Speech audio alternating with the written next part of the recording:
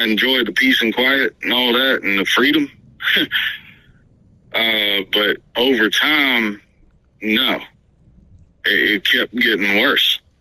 Fortunately, I do know I have that whole area has grown up now, and I have relatives, and then there's friends of the family who have houses and up and down that road, and there's even people that live up on that mountain now. Nobody has any problems. I have a cousin that lives up there. Has a lot of dogs. No problem. They're all present and accounted for. You think they left? Yeah, I think they left. I think that their habitat was encroached on so much that they had nowhere else to go, and the Appalachian Trail is very close to there. So from there, they can go north or south. I really appreciate you coming on. And the fact that you haven't told anyone in 20 years, and it's probably one of the more fascinating encounters I've heard. What I find really interesting is the fact that you felt like it wanted you to come out, because the guys at the siege of Nabia, they described that same feeling. They felt like it was constantly, and they would do weird things like come up to the window and growl to try and get you to step outside. Or there was one in particular that would always come up and try and do something to try and get you outside. And that's fascinating that you felt like, obviously, I would imagine you felt a little bit like that deer. Here's one on one side of the house. Here's this thing in front of this window. And now either the other one walked off. There's at least two, if not three. Right. Exactly. And I'm a troubleshooter type of person. I like to, and so what do? Well, put yourself in its spot. What would you do? You want somebody to come out, you taunt them, you get them, I think it was looking for me through that window. Maybe it could have been watching me for, I don't even want to think about that. But it was definitely looking for me. It's just weird, man, the way that the light was hitting the glass and I could see its little eye. It was darting around, and then it stopped. It's like it was focusing. And then they moved straight over to the left, looked right at me. And a moment later, maybe a second or two, the air hit that window and it backed up, and I will tell you this, my neck, shoulders, and the back of my head were, it was like I had a whiplash or something. It hurt so bad for days after that. It absolutely petrified me. I've never been that scared in my life. And,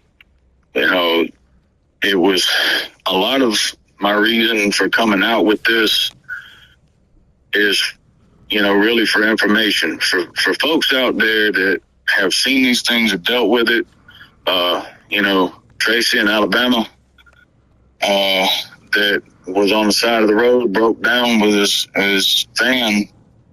He was a delivery guy, and, he opened the door, was taking a whiz, and boom, they were right there, all over it, and he didn't even know. And what he described dead on is exactly what these things, that's what I saw, what these things look like, them and us. Yeah, I've had a lot of witnesses say that. They'll say the nose is different from the original Them and Us. It's more of a flat human nose, but they say that little details, but for the most part, that's what a lot of people say they saw, which is terrifying because that's nothing like Patty. You know what I mean? No, I will say the one that got up and walked away, it moved like Patty. I've seen that video, and the posture was the same. The arms swinging like a pendulum like that, and his arms were long, like the hands were right about at the knee. And he casually walked away like, he wasn't afraid, that's for sure. I know I was. Yeah, and you're right, it was escalating. They really hadn't come up to the home for the most part. That you knew of anyway, obviously. I knew of. Yeah, and to come up directly like that, you look at intentions. They're primates, we're primates. We both have 2 arms, 2 legs, a torso, and a head. And you think of intentions. What is the intention on coming up like that? You know what I mean? And taking a risk. Huge risk, yeah. Taking risk. And it does make me think maybe your mom was feeding them. Maybe they were trying to find out where she went, or who knows, it's, Right. And I wonder too, you had mentioned there was areas of the property you didn't go. Why didn't you go to those places? Because that was before you had actually seen anything. Gut feeling.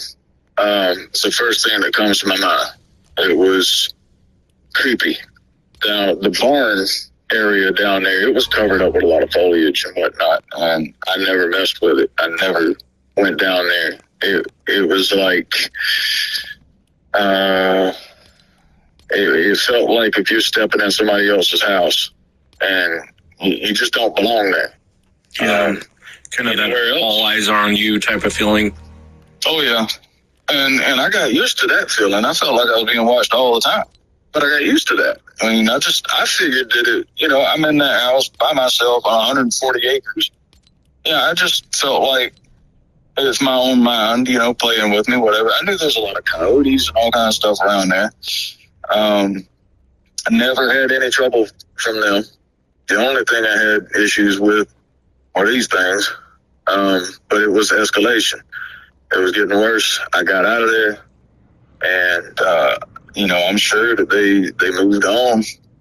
But these things they're more common. They're more out there than people realize. This is for anybody. You're driving down the interstate. There's four lanes or 6 lanes, whatever it is. You're just driving along. Let me ask you this: what is on either side of the interstate? Woods, forest. Do we look in there while we're driving by? No. Yeah, you're right. I tend to agree with you. I think that their population is growing, and I think more and more people are running into them. I wanted to ask you, though, what do you think Sasquatch is? If someone were to ask you, Kevin, what would you say to them?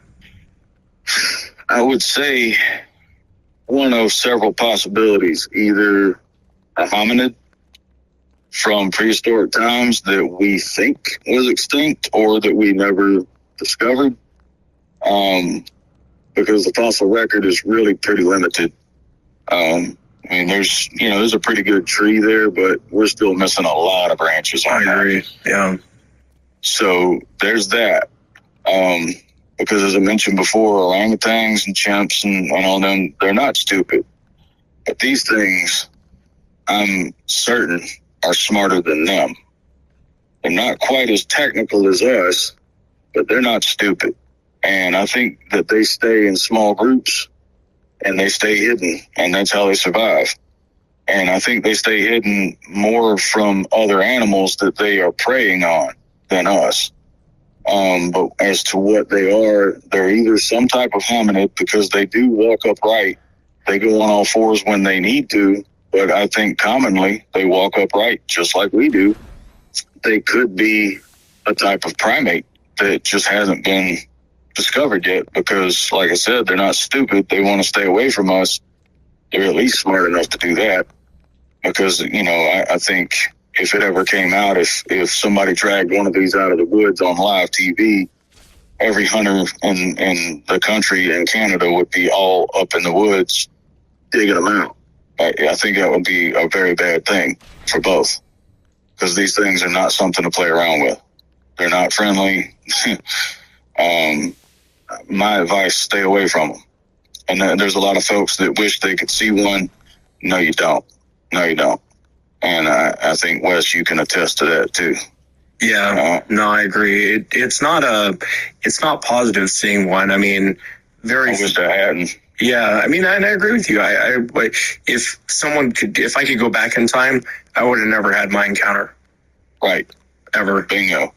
But it was hearing about the missing 411 stuff. Some of those cases are just really bizarre, and who knows, but some of them, you hear the facts of it, and I think it's blatantly obvious. And my heart goes out to the families for some of those folks.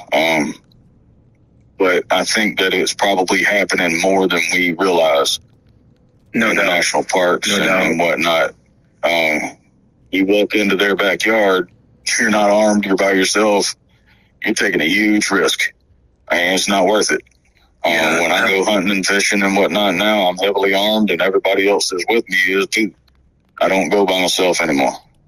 It's good advice. I wish more people would take that advice. Don't, because these things are out there, and I guess for some people you have to see it to believe it, and I completely get that. But when you see it, it's hard to believe it, even for yourself. The way you talk about it. I knew nothing about these things. I didn't even know what to call them. I just called it a giant chimp because that's what it looked like. I knew nothing about this Bigfoot or whatever. I think the only exposure I had was Leonard Nimoy's In Search Of when I was a little kid. And, I mean, that's something on TV, man. You forget about that. Native Americans talked about this stuff long time before the white man ever came over. You got to really think and just use common sense. And you don't have to believe in these things. Just be smart when you go in the woods. Be ready. Be smart. Absolutely. When we lost Dr. Bennenagel, it was that combined with the missing 411, and I thought, well, if nothing else, it's just the information people might need. I went through this, and I still deal with it every day. I buried it, and it is what it is, and I deal with it the best way I can, and I hope that maybe it can help somebody out there, maybe somebody else.